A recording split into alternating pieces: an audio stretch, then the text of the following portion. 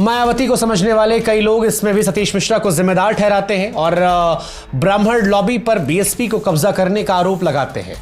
कहा जाता है कि इससे दलितों को आगे बढ़ाने का एजेंडा रुक गया था।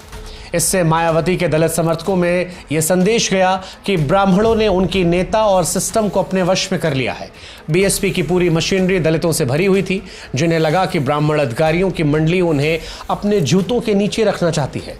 दलितों के खिलाफ रेप और हत्या जैसे केसेस को दबाने की कोशिश के आरोप लगने लगे। इससे कई दलित एक्टिविस्ट उस दौर में नाराज हुए। हद तो तब हुई जब एक एक्टिविस्ट ने भरी महफिल में सरकास्टिकली यानी व्यंग्यात्मक तौर पर यह नारा दिया कि 100 जूता खाएंगे लेकिन बहन जी को ही प्रधानमंत्री बनाएंगे। इसके जरिए बताया कि मायावती को प्रधानमंत्री बनाने के लिए उनके कार्यकर्ता सैकड़ों लाते जूते खाने को तैयार हैं। दलितों से संबंधित तमाम स्कीम्स को दोगुनी ताकत के साथ लागू किया जाने लगा। मायावती के इन सभी प्रयासों की मदद से 2010 के अंत तक दलित एक बार फिर मायावती के पीछे एकजुट होने लगा। मीडिया के इस तरह मायावती के खिलाफ होने से दलित और अधिक ताकत से मायावती के पीछे हो गए, क्योंकि वो उनमें से एक थी।